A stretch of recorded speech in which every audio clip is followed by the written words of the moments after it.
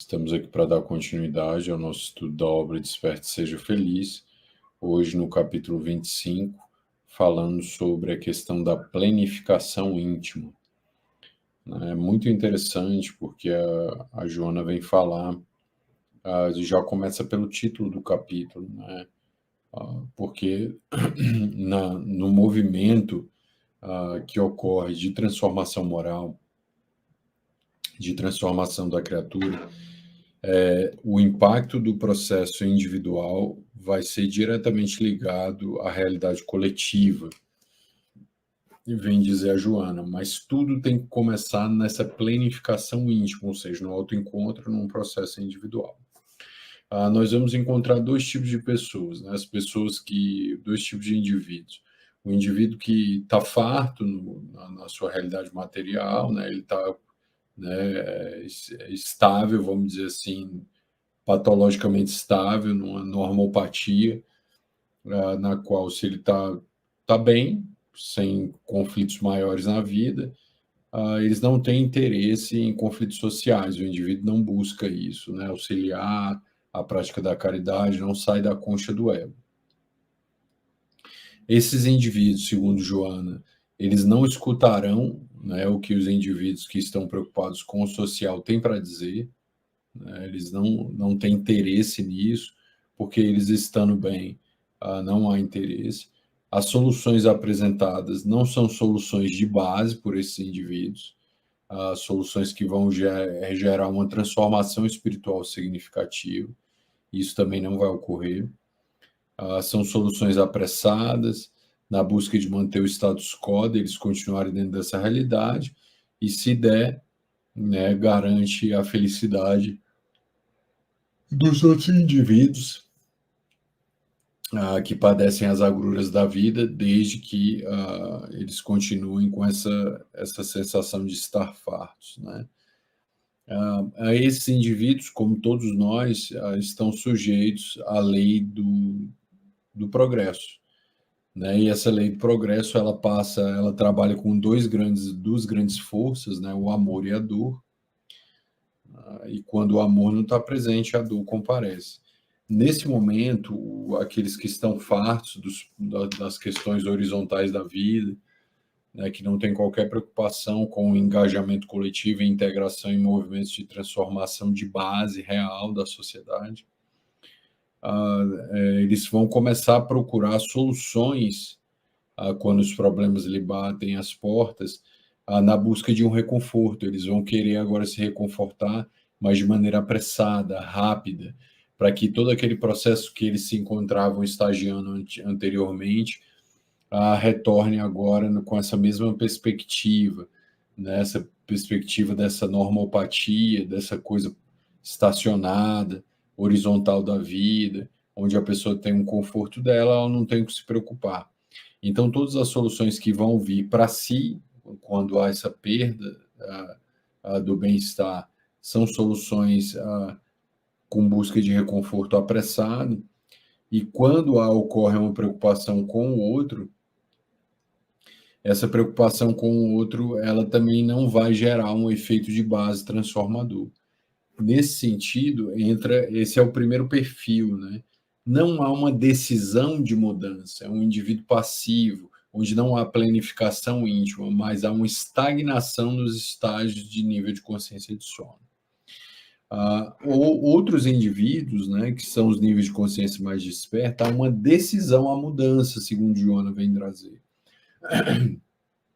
Ela vem falar que essa decisão ela vai ter dois impactos na economia psicológica individual e no investimento desse indivíduo no social, né? Ele vai passar a investir energia, ele vai passar a investir uma libido dentro da realidade da criatura, com uma maneira muito mais contagiante e transformadora nas matrizes que as almas precisam para gerar essa transformação. E o que a Joana fala, né? Que o processo base de transformação individual e, posteriormente, a conexão desse individual com o coletivo é a educação. ou a psicoeducação, essa autotransformação, essa planificação íntima. É uma planificação, essa palavra íntima, né, que vai remeter muito ao individual, né, ao privado, ao que é teu, ao que precisa ser transformado, a decisão de mudar. Então, essa palavra íntima, ela vai dar essa subjetividade ao processo, que vai passar pela alma de cada um de nós para realizar esse processo. Então, a educação, inicialmente, ela é para nós, para a planificação íntima. Ela vai ter efeitos muito importantes, porque à medida que o indivíduo começa a exercer o seu processo de planificação, ele vai começar a fazer um autoencontro, ele vai começar a mexer a partir de um autoburilamento em questões da própria sombra, as quais isso vai melhorar em muito a capacidade de interação desse indivíduo com os grupos que ele se pretende ajudar e os movimentos que ele pretende criar para desencadear uma transformação de base espiritual, onde não vai haver um retorno ou uma coisa apressada simplesmente por um interesse insensato daqueles que praticam essa realidade espiritual. Então, a educação começa primeiro no campo individual, é uma planificação íntima, onde o ego vai se conectar com essa sombra para gerar uma transformação de grande importância para a alma, para posteriormente, quando o indivíduo for para os grupos, se relacionar em grupo, seja ele no ambiente religioso, político e no âmbito social, quando há esse processo de planificação, ou seja, da integração dos fatores da sombra, essa sombra vai deixar de ser projetada, né? Ela vai evitar de ser projetada nos grupos, né, que não pactuam da mesma realidade, evitando aqueles antagonismos que são bastante que caracterizam bastante os movimentos de grupo, né, os movimentos grupais. Então, nesse momento, a gente observa o quão é importante a transformação interior para evitar as disputas de grupo ou até as disputas entre indivíduos dentro dos processos de colaboração. Essa psicoeducação, essa planificação íntima, ela vai gerar uma integração desses processos para evitar a projeção identificativa disso, nessa dinâmica grupal que pode gerar grandes perturbações para nós. Então, quando nós começamos a fazer esse movimento a partir desse lugar emocional, garantindo a busca de um interesse para aquele que padece as dores da vida, que realmente necessita, nós começamos antes de, ou meio que, vamos dizer assim, a gente vai trocando a roda com o carro andando, né, fazendo esse processo, ou seja, a gente vai gerando a transformação à medida que a gente caminha. Essa educação individual para evitar esse choque da minha subjetividade com o grupo, ela vai passar pelo âmbito mental dos pensamentos. É necessário uma educação dos pensamentos para que o indivíduo comece a realizar um processo de transformação da consciência na direção do inconsciente, desenvolvendo uma capacidade de acolher, né,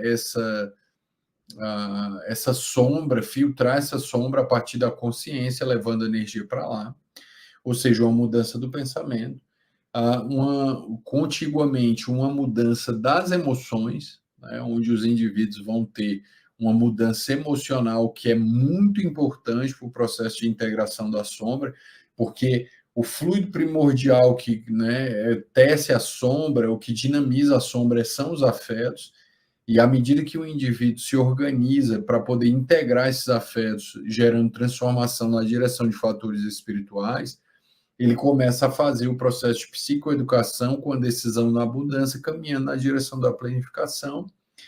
E uma vez que esse mental, a partir do pensamento, e esse emocional, a partir do controle da afetividade, não do controle, mas da integração dessa afetividade, vai se dando, ocorre uma terceira mudança, que é a mudança comportamental, onde o indivíduo, a partir da sua subjetividade, ele alcançando essa tríade, ele vai começar a experimentar uma vibração nova em relação aos seus processos íntimos.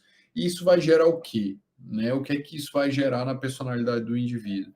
ele vai ser um indivíduo entusiasmado com o serviço do bem, é um indivíduo que tem entusiasmo, é um indivíduo que é otimista, porque conhecendo as leis espirituais de integração da vida, ele sabe que mais cedo ou mais tarde, mesmo que ele não veja de imediato o esforço que é empreendido durante, às vezes, toda uma existência para gerar transformações de base espiritual, ou seja, processos educacionais no coletivo, o entusiasmo e o otimismo e a intuição de que ele irá retornar e ele mesmo irá lograr os perfumes que ele mesmo plantou, das flores que ele mesmo plantou, nas áreas onde antigamente eram pântanos sociais de iniquidade e perturbação. Fica um indivíduo motivado, é sempre motivado pelo estudo e pela influência dos espíritos superiores. A partir dessa realidade gera-se essa psicologia. Mas a psicoeducação, ela passa por renunciar aos hábitos insensatos para que nós possamos nos integrar a esses ideais e configurar essa psicologia nova que ainda nós estamos enfrentando lentamente, do homem velho, né, ou do indivíduo velho, para tentar fazer nascer o indivíduo novo. Esse entusiasmo, essa motivação, esse otimismo, ele vai impregnar o social, quebrando a lógica das resoluções apressadas, quebrando a lógica da prisão, da punição, da vingança, do olho por olho, do dente por dente. O indivíduo que, a partir dessa lógica, que renuncia os seus hábitos, né, inconscientes e sensatos, automáticos, né, para tentar experimentar um outro tipo de vibração e acostumar com outra realidade, a partir desse lugar de entusiasmo, otimismo, motivação pela vida, né, educando os pensamentos, transformando e ressignificando as emoções, se comportando com o correspondente emocional necessário, sem as personas falaciosas, patológicas, que vão levar o indivíduo à saturação. Esse indivíduo está pronto para ir para esse coletivo sem ficar projetando em indivíduos específicos ou projetando os antagonismos dentro dos grupos, onde o indivíduo de consciência parcial ele assimila um lado A e o lado B dele, que é rejeitado dentro do espiritual, vai ser projetado na sombra dos outros grupos, onde ele se acha antagônico, onde ele se acha melhor, onde o indivíduo acha que está seguindo o caminho correto. Então, à medida que isso acontece, há um amortecimento dos conflitos sociais, e esse mesmo indivíduo motivado, otimista, entusiasmado, ele pode injetar amor dentro daquela realidade.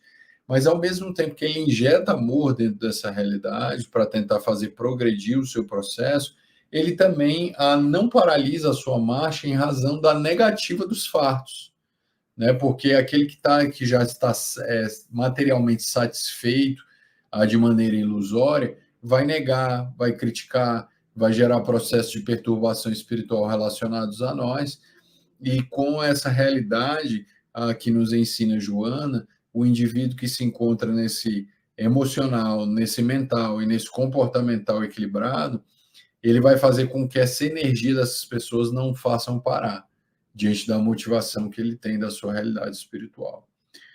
Então fica aí, né, a decisão da mudança, essa decisão tão necessária para a realidade, para que nós alcancemos essa planificação na direção de uma consciência lúcida, tomando decisões a partir da educação psicológica, que irão transformar os afetos, os pensamentos e os comportamentos, levando o indivíduo à interação nos grupos, fazendo com que esses mesmos grupos se transformem, impregnados do amor daquele que se transformou, gerando transformações de base, que são processos educacionais irreversíveis na transformação da alma.